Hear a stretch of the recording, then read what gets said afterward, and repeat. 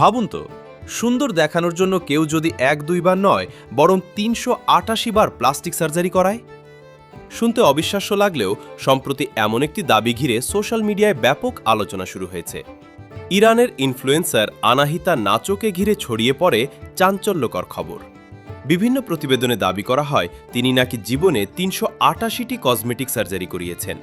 শুধু তাই নয়, তার অস্বাভাবিক শারীরিক গঠন এবং পরিবর্তিত চেহারা নিয়ে লাখ লাখ মানুষ সামাজিক যোগাযোগ মাধ্যমে আলোচনা শুরু করে। তার ছবি প্রথম দেখলে অনেকেই বিশ্বাস করতে পারেন না যে এটি একজন বাস্তব মানুষের ছবি। অত্যন্ত সরু কোমর, চিকন শরীর এবং নাটকীয় মুখাবয়বের কারণে তিনি দ্রুত ভাইরাল হয়ে ওঠেন।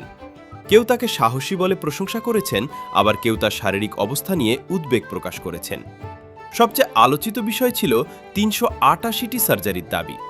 সংখ্যাটি এতটাই বড় যে অনেক মানুষ প্রশ্ন তুলতে শুরু করেন, আসলেই কি একজন মানুষ এতবার অস্ত্রোপচার করাতে পারেন?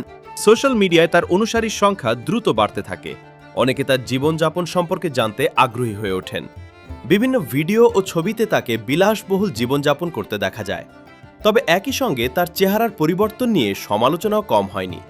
এই ঘটনার মাধ্যমে আবারও সামনে আসে সৌন্দর্যের প্রতি মানুষের আকর্ষণ এবং সামাজিক যোগাযোগ মাধ্যমের প্রভাব।